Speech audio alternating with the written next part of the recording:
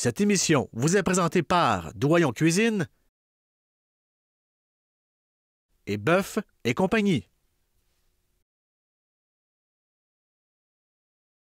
Alors bonjour et bienvenue à Au goût de chez nous. Aujourd'hui, on va préparer 4 petites recettes très simples. On va les travailler dehors à l'extérieur sur le barbecue. La première, une petite tomate farcie avec une salade de pois chiches. Ensuite, on va préparer une salade de pommes de terre avec des légumes grillés et une vinaigrette à la moutarde. Tout ça pour accompagner notre côte levée de porc qu'on va faire avec une sauce barbecue aux pommes et au sirop d'érable. Et pour dessert, on va préparer un clafoutis aux petits fruits et au chocolat blanc. Donc, bon appétit, c'est parti!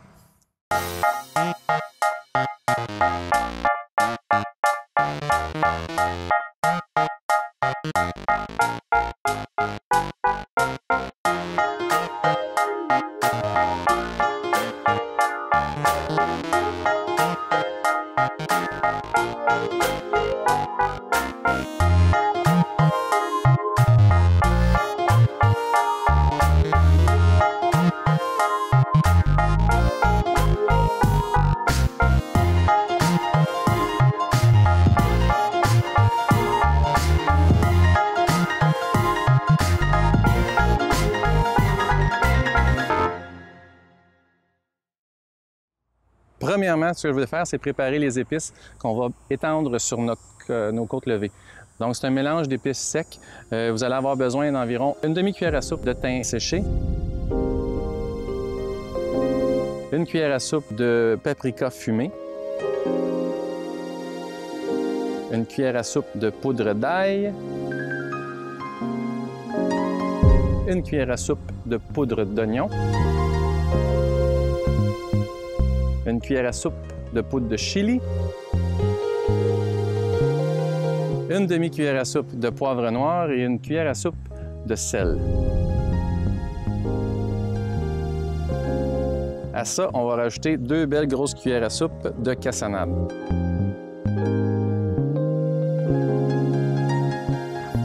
Avec un fouet, on fait juste mélanger nos épices pour les mélanger équitablement.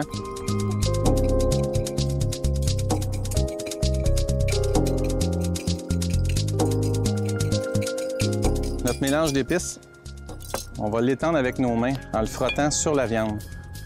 Donc, on a calculé environ un demi-carré de porc, côtelette de porc par personne. Le mélange d'épices, vous pouvez le préparer longtemps d'avance, ça se conserve très bien, juste dans un pot hermétique. Donc, ce que vous allez faire, c'est que vous allez prendre le mélange d'épices, vous allez l'étendre sur votre viande et le frotter. Là, je veux qu'on le frotte, c'est vraiment ça, c'est un sel à frotter qu'on appelle en jargon culinaire. On le frotte partout, puis on laisse pénétrer ça dans la viande. Idéalement, on peut préparer ça de 6 à 24 heures d'avance. On le laisse au frigo, le temps que les épices pénètrent la viande puis la parfument. Donc, 24 heures plus tard, ça va ressembler à ça. La cassonade va avoir fondu, le sel va avoir pénétré dans la viande pour l'assaisonner, les herbes vont avoir suivi. Donc, votre viande est assaisonnée, elle est parfaite. Si on décidait de fumer la viande, on la mettrait directement sur le grill, mais ça prendrait plusieurs heures le temps que le gras fonde lentement. On n'a pas ce loisir-là aujourd'hui. Puis de toute façon, moi, je préfère bouillir mes côtes levées. Quand je les mange, je trouve qu'elles sont plus tendres et plus juteuses. Donc, ce qu'on va faire, c'est que dans une casserole, on va mettre toutes nos côtes levées.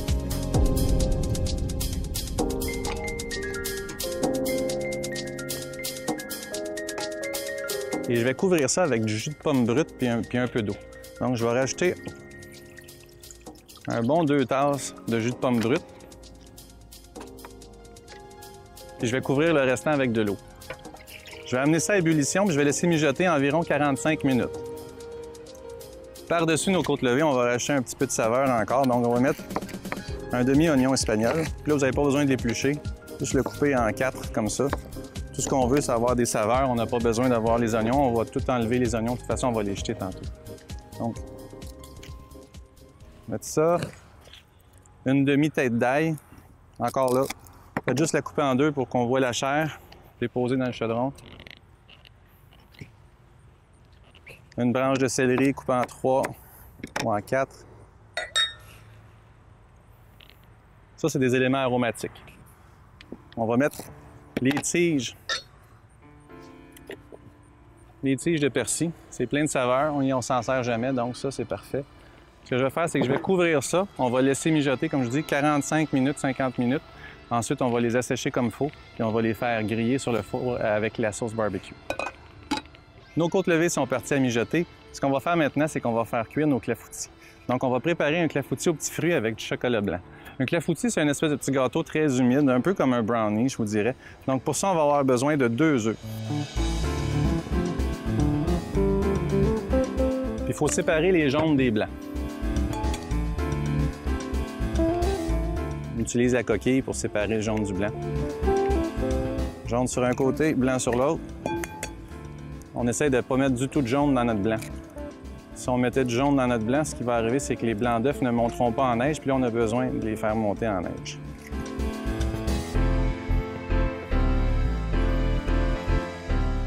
À nos blancs d'œufs, on va les fouetter. On va mettre une petite pincée de sel, et on va les fouetter jusqu'à temps qu'ils forment des pics de neige. Donc, il faut fouetter pour laisser entrer de l'air. Le blanc d'œuf va se séparer, puis tranquillement, il va devenir très mousseux, très blanc. Ça prend pas beaucoup de temps.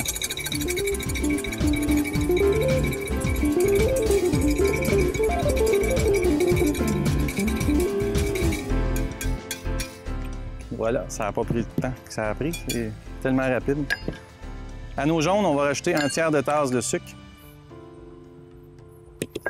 Et eux aussi, on va les fouetter jusqu'à temps que le mélange blanchisse puis double environ.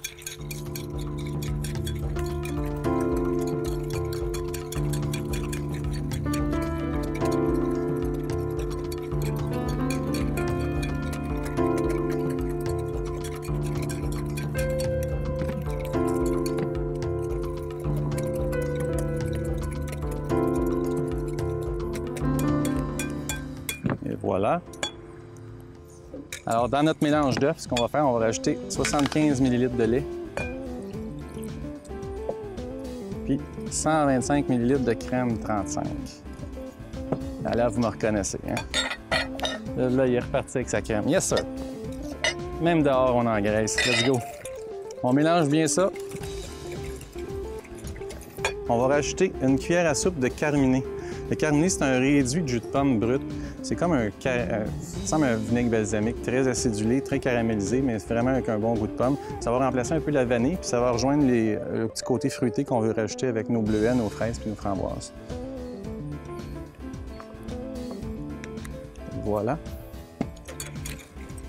Bien mélanger ça. Avec notre spatule de caoutchouc, on va amalgamer les blancs d'œufs dedans. Mais je ne veux pas les fouetter. Si je les fouette, je vais tout détruire les bulles d'air que j'ai fait insérer dans mes blancs d'œufs tantôt. Donc, on va y aller très délicatement. En pliant. Donc, ça prend le dessus puis je le ramène à la surface.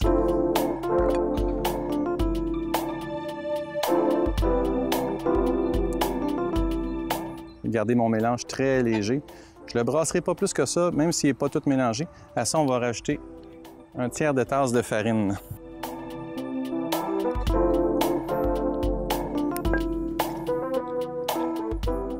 On va bien mélanger, juste pour humecter la farine, pour pas qu'il y ait de motons de farine qui se fassent des grumeaux.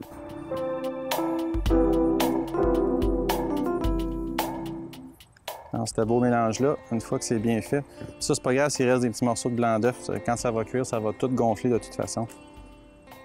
On va rajouter une demi-tasse de chocolat blanc.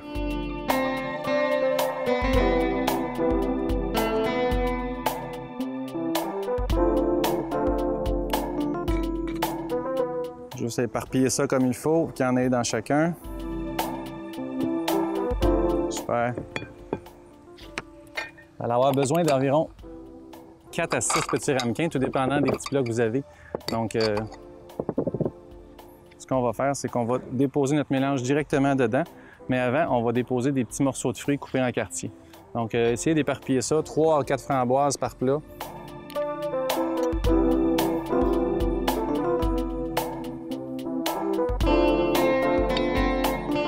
On va faire un gâteau très, très mou. Quasiment comme une pudding.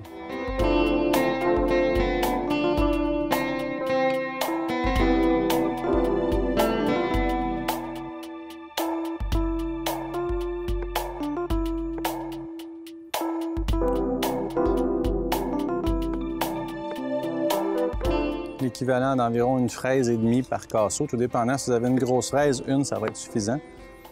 Mais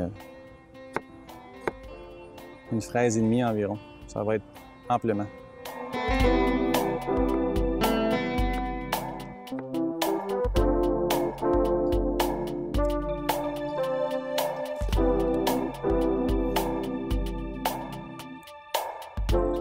On va couler notre mélange directement par-dessus. On s'assure de prendre un petit peu de chocolat dans chacun, donc...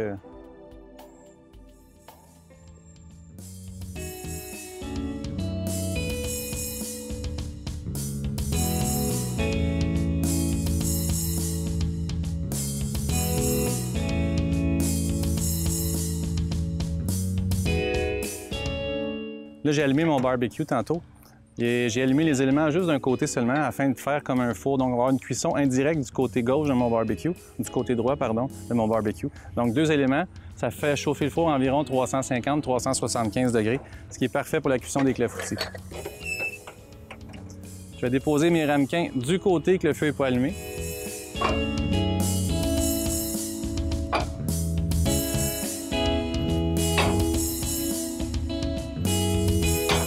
Je vais baisser le couvert. Ça devrait prendre environ 35 minutes à cuire. Donc, pendant ce temps-là, on va pouvoir préparer notre sauce barbecue. Nos côtes levées sont en train de mijoter. On va préparer la sauce barbecue. Puis une fois que tout va être prêt, on va pouvoir préparer notre salade de patates et de légumes grillés, faire notre vinaigrette, puis assembler une belle assiette.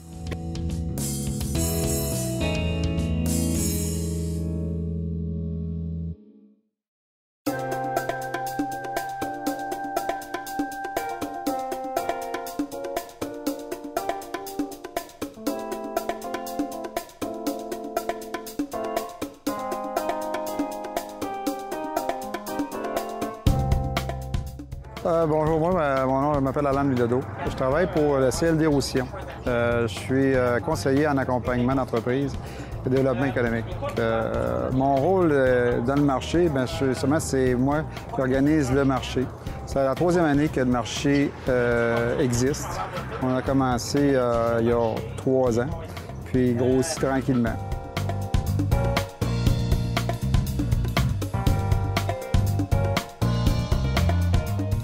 On a le marché ici à Saint-Constant, que vous voyez quand même, c'est quand même assez intéressant le nombre de producteurs qu'on peut avoir. Ils nous présentent des produits de toutes les gammes possibles. On essaie d'être le plus varié pour répondre aux besoins de la clientèle. C'est tout à fait normal, c'est comme un supermarché, mais à l'extérieur, si on veut, puis convivial, parce qu'on a des producteurs qui sont là, puis on peut leur poser des questions. Ça fait 3 ans qu'on opère les 2 marchés. 3 ans ici et 3 ans à Châteauguay. On les a partis en même temps, puis on les continue en même temps. Ils évoluent chacun de leur côté.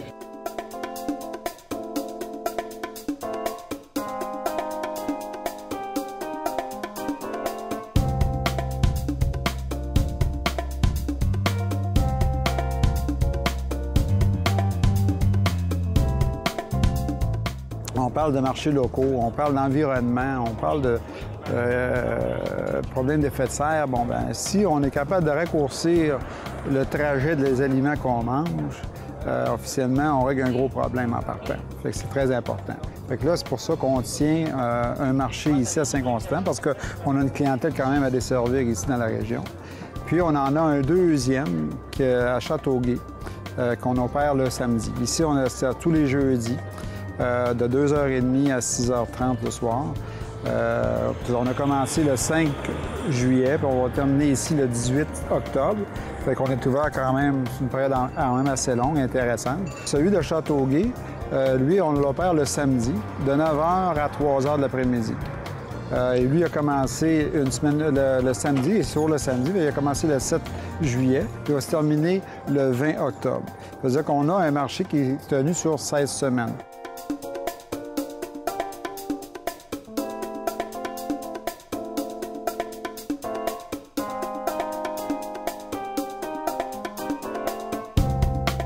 Je trouve que c'est un bon mariage entre le consommateur et le producteur. Ça devient drôlement intéressant pour le consommateur d'avoir des produits frais qui sont dans sa région.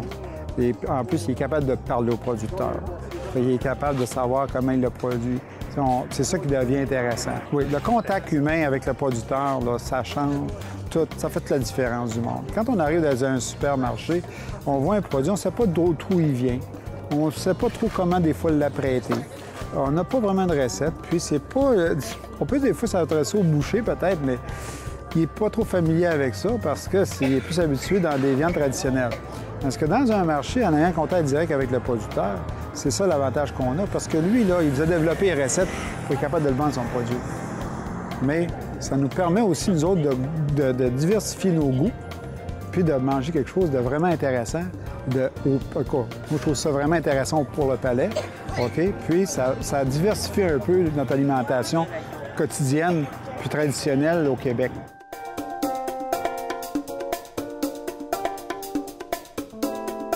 Le principal, parce que comme ça vous dites, c'est sûr que tout le monde dit acheter local. Le gouvernement fait une grosse publicité qu'on achète local, mais c'est vrai qu'il y a des gros avantages à acheter local. Juste au niveau ce qu'on appelle des coûts de transport au niveau de l'environnement. C'est des problèmes qu'on a d'effet de serre. Si on prend des légumes, des fruits ou même de l'agneau qui viennent de Nouvelle-Zélande, il faut essayer de s'imaginer là, combien ça a pris de pétrole pour ramener ça ici, puis la pollution que ça fait, puis on n'a pas un produit frais en bout de ligne. Là. Parce que là, pour moi, le plus gros avantage d'un marché public, c'est le fait qu'on mange des produits frais qui ont été cueillis le matin.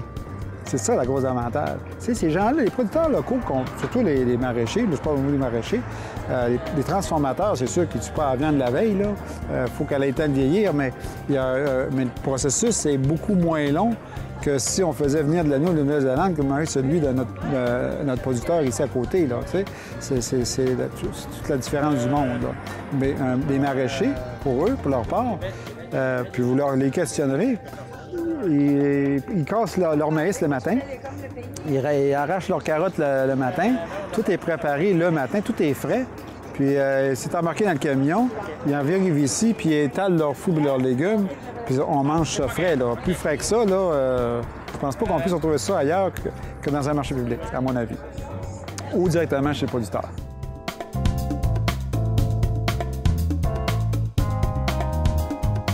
Les producteurs locaux, là, il ne faut pas se le cacher, ils ont besoin de ces marchés-là pour vivre. C'est important pour eux parce qu'on élimine des intermédiaires. Il ne faut pas se le cacher. C'est très important pour eux parce que c'est des entrepreneurs, hein, avant tout. Puis un entrepreneur, là, ce qui est important pour lui, c'est que son entreprise soit profitable. Ça veut dire qu'il faut qu'elle fasse des profits. Et pour faire des profits, il faut éliminer les intermédiaires, surtout dans le domaine de l'agriculture. Parce qu'on le voit très bien, les agriculteurs qui font des grandes cultures, si on regarde, eux ont la chance d'avoir du volume. Mais si on parle du profit qu'ils ont par produit, c'est très faible par rapport à un producteur qui vient dans un marché. C'est sûr que lui, son profit est plus intéressant. Ça lui permet aussi de survivre et de continuer à nous offrir des produits frais.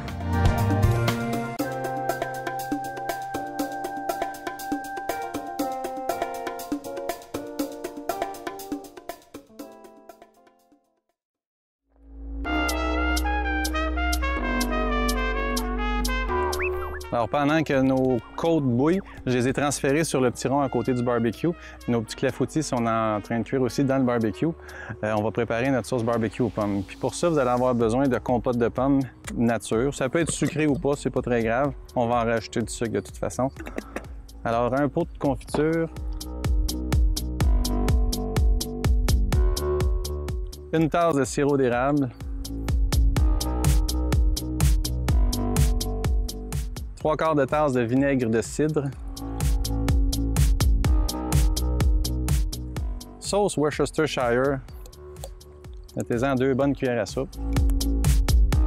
Une belle grosse cuillère à soupe de moutarde de Dijon, très généreuse. On va avoir besoin de pâte de tomate également. Ça va lui donner ce petit côté tomaté rouge qu'on retrouve dans les sauces barbecue. Donc, 2 bonnes cuillères à soupe bien pleines. On va mettre une cuillère à thé de notre piment d'argile qu'on avait tantôt. Question de donner un petit piquant, mais aussi beaucoup de saveur. C'est un piment qui goûte beaucoup. On va mettre ça à mijoter environ 15-20 minutes, le temps que ça l'épaississe. Bien sûr, on va mettre notre sel habituel, une bonne dose de sel. Même si c'est de la compote de pommes, ça reste une sauce salée. Une bonne dose de poivre noir. On va rajouter pas deux têtes d'ail, mais 2 gousses d'ail aussi. Alors, juste émincer. On va essayer de hacher le plus fin possible. C'est pas toutes les sauces barbecue qu'on met de l'ail dedans, mais j'aime bien le petit côté côte levée, poulet côte levée qu'on va faire. Nous, c'est agréable, le petit goût d'ail.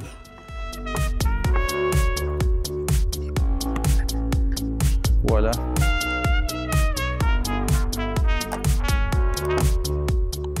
Donc on laisse aller ça. Aussitôt que ça mijote, que ça bouille, on va baisser le feu un petit peu, puis on va le laisser mijoter 20 minutes environ.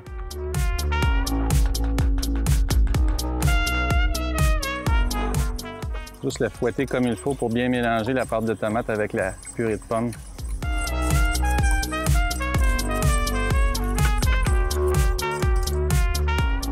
Comme on veut que ça soit vraiment bien sucré et que ça caramélise très bien sur les côtes levées, en plus de ça, je vais rajouter une demi-tasse de cassonade là-dedans. C'est toujours le fun de mettre différentes sortes de sucre, comme le sirop d'érable, la cassonade. On aurait pu mettre de la mélasse aussi. C'est des goûts différents. C'est des différents stades de sucre finalement. Le sucre blanc est beaucoup plus raffiné, la cassonade l'est un petit peu plus, puis un petit peu moins, pardon. La mélasse, c'est vraiment du sucre brut, là, pressé quasiment. Donc, on la regarde aller. Aussitôt que ça bouille trop fort, on baisse le feu et on laisse mijoter 15-20 minutes. Pendant que notre sauce barbecue bouille, on va préparer notre salade de pommes de terre et de légumes grillés avec notre vinaigrette à la moutarde. Donc, on va avoir besoin, pour la couleur, un piment jaune, une moitié de chacun environ. Vert, rouge et jaune. On va garder l'autre moitié pour notre petit tomate farcie avec la salade de légumineuses.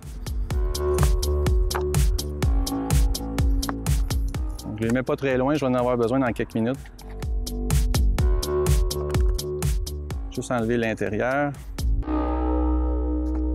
On essaye d'enlever la partie blanche, c'est ça qui est un petit peu amer. Mais c'est pas obligatoire. Surtout une question d'esthétisme.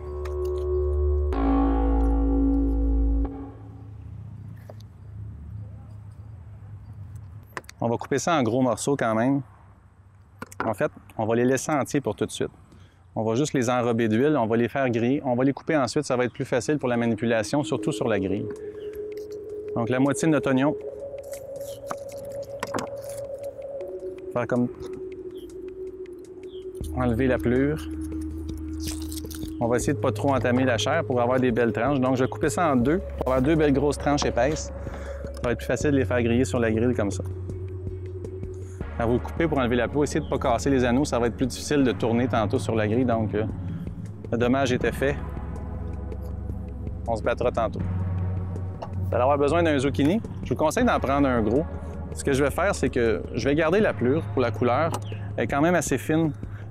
Si elle aurait été trop épaisse, on aurait pu l'éplucher, mais c'est pas obligatoire. Donc je vais couper des tranches à la même épaisseur que les oignons environ, donc un bon demi à 3/4 de pouce. On va en mettre 3 tranches. Ça va être suffisant pour la quantité de pommes de terre qu'on a. Nos pommes de terre, on va les couper en 2. Eux aussi, ça va faciliter le travail quand on va les faire griller. Une fois qu'elles sont bien grillées, on les coupera en plus petits morceaux.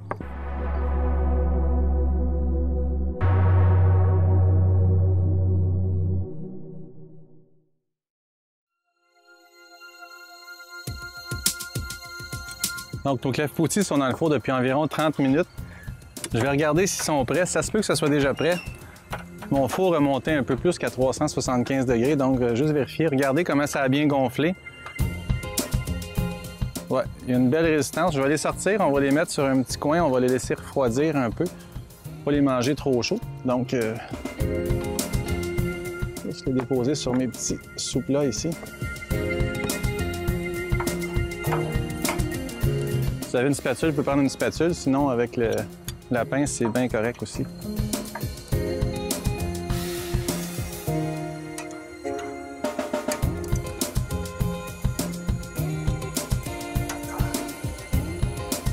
Et voilà. On va laisser ça refroidir tranquillement. Ça va être super tendre, super moelleux, vraiment fondant comme petit dessert. Très agréable. Côte levée, ça fait environ 40 minutes qu'elles sont là. Sauce barbecue mijote bien. On va prendre le temps qu'il faut. On va finir notre salade de légumes et de pommes de terre. Donc avec notre pinceau et un peu d'huile de canola, on va en mettre partout.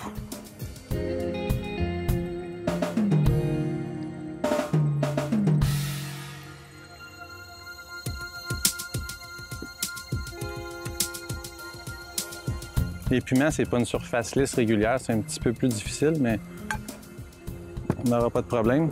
Donc, on va étendre ça partout, aux belles rondelles d'oignons.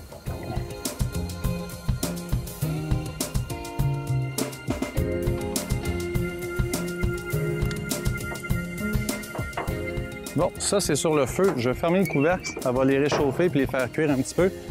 Le temps que ça cuise, on va préparer nos petites crudités pour faire notre salade de légumineuses. Donc, on va prendre notre bol, on va y déposer tous nos pois chiches.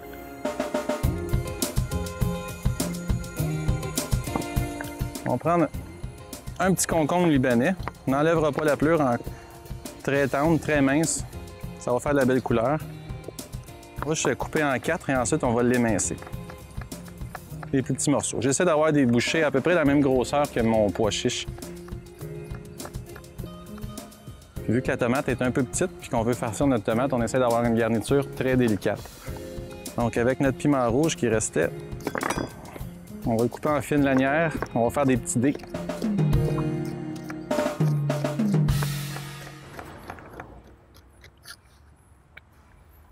Même chose avec le piment jaune.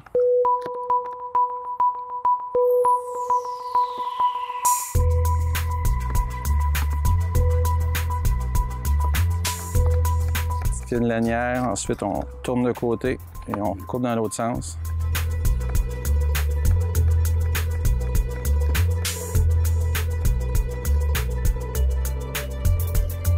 Piment vert, c'est un goût différent, un peu moins sucré que les autres piments.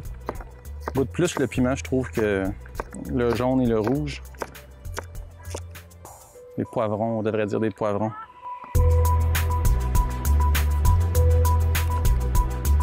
On a besoin de 2 petites échalotes vertes. On va garder le feuillage.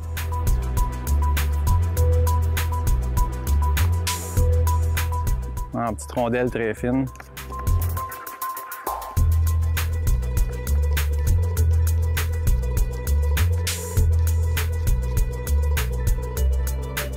Je vais déposer ça par-dessus mes pois chiches.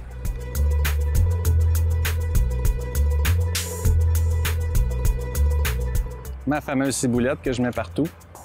On va en mettre ici aussi.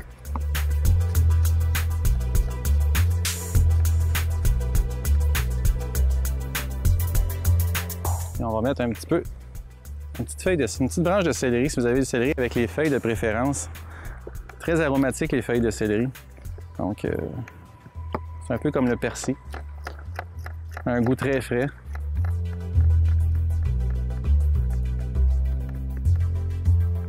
Et on va rajouter à ça une belle petite gang de persil frais haché. On fait ça grossièrement, pas obligé d'être trop fin. On va être certain qu'il reste collé dans les dents des personnes assises en face de nous à table. Ça fait toujours jaser. Donc les herbes par-dessus tout ça. Dans mon bol ici, je vais préparer la petite vinaigrette que je vais rajouter par-dessus. Donc, on va avoir besoin de l'huile de canola.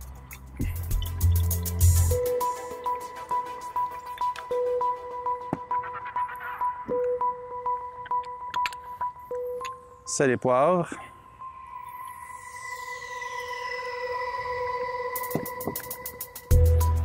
Moutarde de Dijon.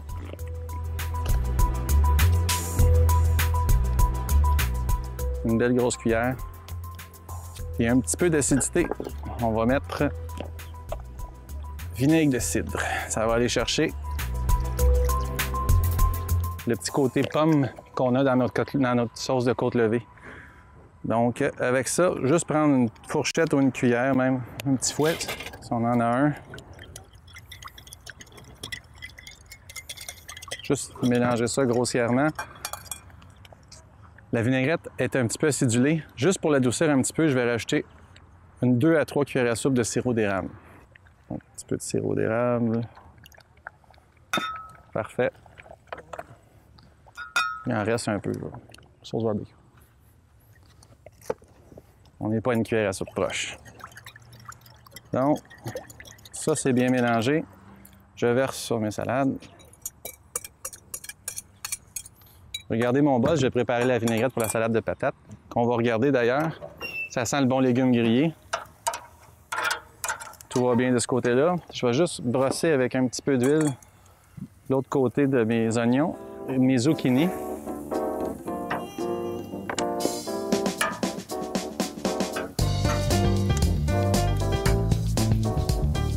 Super, c'est bien grillé, c'est ça qu'on veut. Ça fait été encore, hein? On étire le plaisir, on accumule les heures d'ensoleillement, les gros mois d'hiver qui s'en viennent. Je referme le couvert, je laisse encore aller ça. Un petit 5 minutes, on va avoir le temps de préparer notre vinaigrette pour notre salade justement. Salade de pommes de terre, on va utiliser de la moutarde à l'ancienne, donc la Dijon à l'ancienne qui est beaucoup plus granuleuse. Fait qu'on va être généreux. On a dit que c'est une vinaigrette à moutarde, il faut que ça goûte la moutarde. On va rajouter tous nos légumes grillés. À ça, je vais rajouter le restant de notre persil ici qu'on a. Donc, on va hacher ça grossièrement.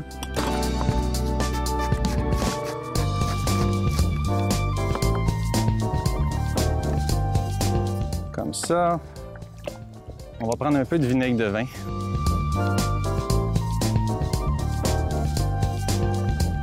Vinaigre de vin, je sais pas, j'aime bien ça avec les patates. Je trouve que c'est une belle acidité. On va laisser ça comme ça. On va rajouter toujours notre sel et notre poivre. Quantité généreuse. L'assaisonnement, c'est très important. On peut toujours en mettre trop, mais c'est difficile à enlever, mais je vous conseille quand même d'y aller goûter puis d'en rajouter. Souvent, ça fait toute la différence entre une recette réussie qui est délicieuse et une recette ordinaire. Huile de canola.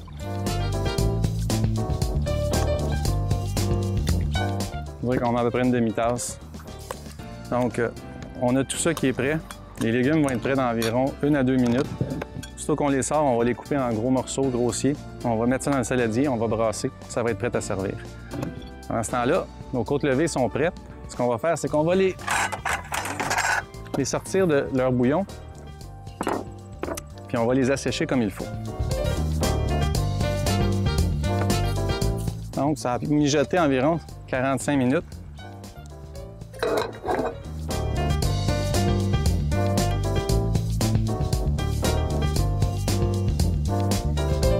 On va sortir nos côtes levées du bouillon. Les épices, ils ont quand même fait leur travail. Ils se sont mélangés au bouillon. Le bouillon, il doit être délicieux. Là. On pourrait le manger comme soupe presque. Ce qu'on ne fera pas parce qu'il fait chaud. Mais la viande doit être rendue très tendre. Ça fait quand même presque 50 minutes que ça mijote. Soyez délicats, des fois, ça peut arriver que ça casse en les sortant. Donc, on va les laisser sécher à l'air comme il faut. Pas les empiler pour pas qu'il y ait trop de... Laisser la vapeur s'évaporer. On va juste débarrasser ça. On va sortir nos légumes le temps que nos côtes levées s'assèchent. Ensuite, on va les badigeonner généreusement de sauce barbecue. Puis on va les mettre sur le grill afin que le sucre caramélise comme il faut, avec une chaleur intense. Donc, les légumes sont prêts. On va mettre ça sur la planche de travail. Une belle couleur là, caramélisée, là, noire. Super. Encore là, nos oignons sont cuits, mais pas entièrement. Ils vont garder un petit crunch quand même. Puis la chaleur va leur avoir fait développer leur petit côté sucré. Ça va être délicieux. Zucchini résiste un peu moins bien à la chaleur. Il y a beaucoup d'eau dans le zucchini. Donc c'est normal que ça devienne un peu plus mou. Je vais fermer mon barbecue. Je vais laisser augmenter les feux. Je vais même en allumer un troisième. Je veux que la chaleur soit vraiment très intense. On va essayer de monter ça à 550, 600 degrés avant de déposer les côtes levées pour que la chaleur saisisse les sucres et qu'elle caramélise très vite. Donc, avec notre couteau, on va couper ça en gros morceaux. Donc, chaque pomme de terre en 4 morceaux. On veut des morceaux qui rentrent quand même dans la bouche, pas que les gens aient besoin de recouper dans leur assiette. Donc, c'est question de politesse, je le dirais. Faciliter le travail aux invités.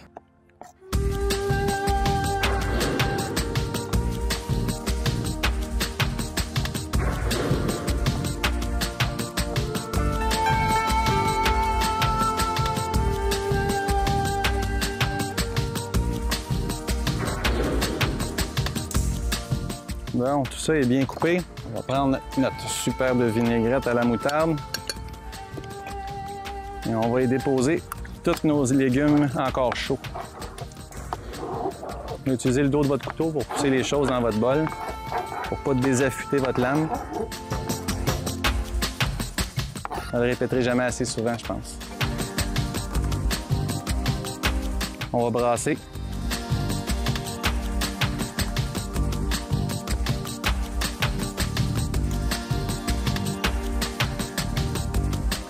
Ça fait très été, hein? On va mettre ça de côté. Ça va être prêt à mettre dans les assiettes tout à l'heure. Notre sauce barbecue mijote toujours. Je l'ai un peu mis de billet sur le rond parce que ça l'éclabousse, même à feu très léger. Donc, faites juste attention. La purée de pommes, je vais lui laisser une chance de se calmer parce que je vais en avoir à la grandeur. Donc, notre vinaigre a bouilli, nos sucres se sont mélangés, ils ont épaissi un petit peu. C'est rendu un peu comme une confiture maintenant.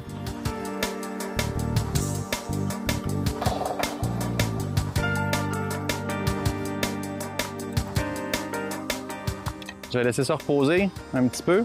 Elle va refroidir, elle va commencer à épaissir un peu plus. Nos côtes vont finir de sécher. On va farcir nos petites tomates pendant ce temps-là. J'ai eu la chance d'avoir dans mon coin mon ami Maurice qui fait de la culture avec ses frères et sœurs. Ils font plein de variétés de légumes différents. Celle-ci est bien particulière. Ça s'appelle une tomate à farcir. Je crois qu'à l'anglophone, c'est la pepper tomato. Vous allez comprendre pourquoi. Donc, je vais couper juste la tête. Je vais en couper une en deux comme il faut, juste pour vous montrer. C'est une tomate qui, à l'intérieur, n'a pas beaucoup de chair. Puis elle est vide comme un piment environ. Donc, c'est très facile, avec un petit couteau ou une cuillère à parisienne, de retirer le centre. Je vais prendre une cuillère à soupe régulière, vous allez voir, c'est très facile. Donc, juste retirer le milieu. Ce que ça vous fait, c'est que ça vous fait comme une petite bolle en chair de tomate. Donc, pour des présentations très délicates, c'est très pratique. Ça fait très chic.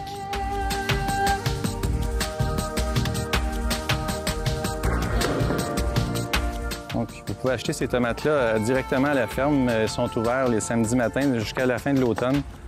C'est sur le rang Sainte-Marguerite à Mercier, donc les fermes Talissé. Ils sont également au marché de Saint-Constant et au marché de Châteauguay.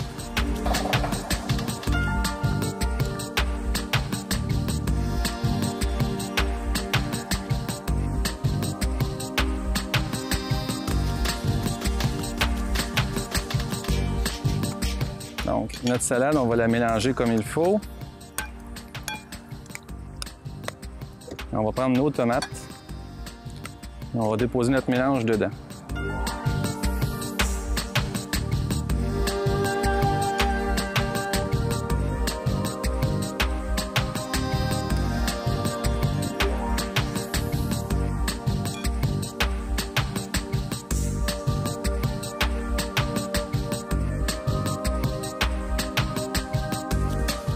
Donc, les plus petites, ça sera pour les enfants. Les plus grosses pour papa et maman.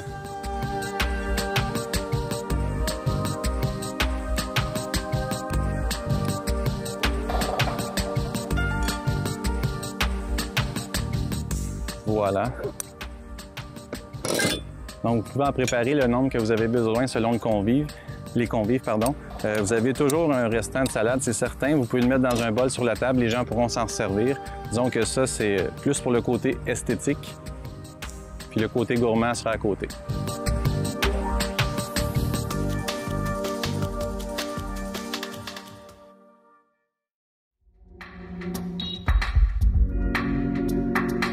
Donc, ça va être le moment de mettre nos côtes levées sur le grill.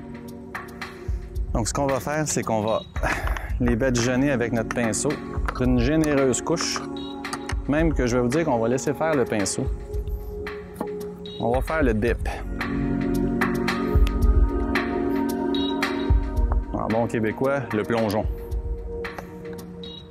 Notre grill a chauffé, il est rendu très chaud. Je vais le mettre directement sur la grille pendant quelques minutes, mais ensuite, je vais sans doute le monter sur la grille supérieure pour qu'il profite de la chaleur qui roule dans le couvert. Donc, directement dans votre sauce, on enlève l'excédent et directement sur le feu. Donc, encore une fois, on enlève l'excédent. Il n'y a aucun risque avec ça. C'est pas comme si on mettait de la viande crue dans notre sauce. Notre sauce ne sera pas du tout en danger avec ça.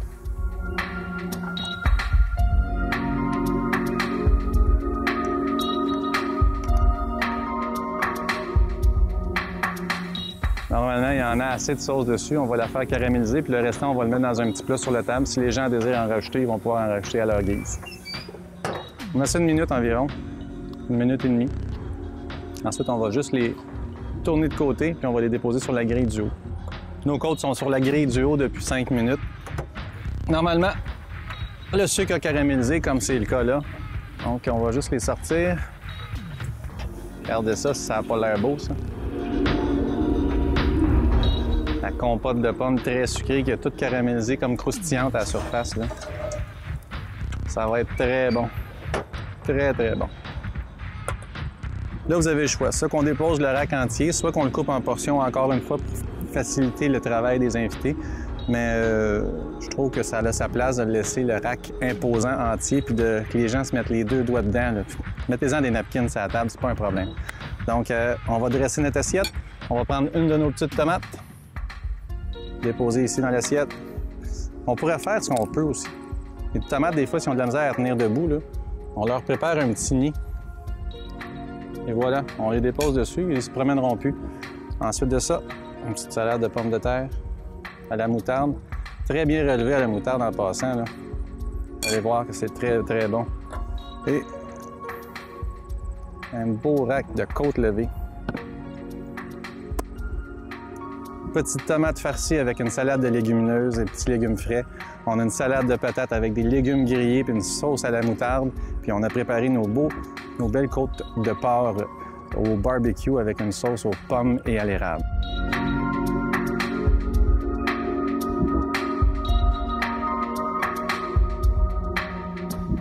Puis finissez ça en beauté avec notre beau petit clafoutis au chocolat blanc et aux petits fruits.